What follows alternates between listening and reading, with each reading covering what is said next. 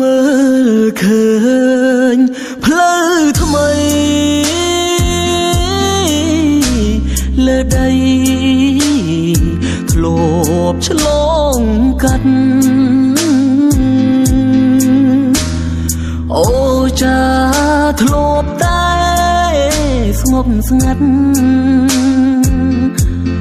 គ្រប់មនុស្សសត្វឆ្លងកាត់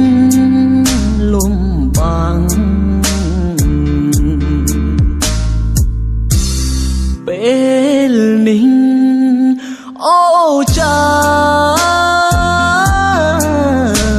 ដូចផ្កាពេញលំអូ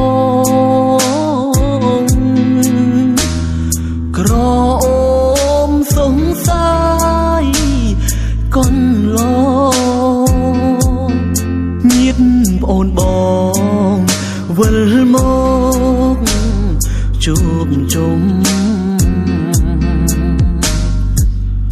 អោភូមិត្រពាំងរមីងនាងស៊ូជុំនាងជួយទុំនប់ចាអើយមានកែឈ្មោះប្រសើរថ្លៃថ្លាសែនស្រស់ត្រកាកូនឡងកាន់សិកញញឹមសងខឹមលើទុំនុកចាដំណាំភោគផលផ្លែផ្កាគ្រប់អាត្មាពេញចិត្តពេលក្រៃ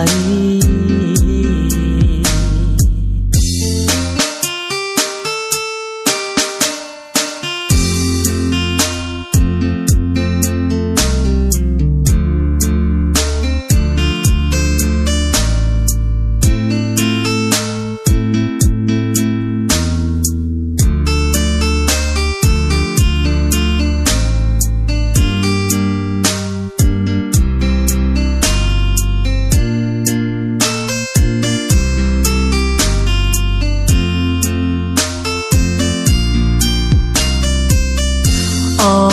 ភូមិត្រពាំងរមីងនាងស៊ូជុំនាង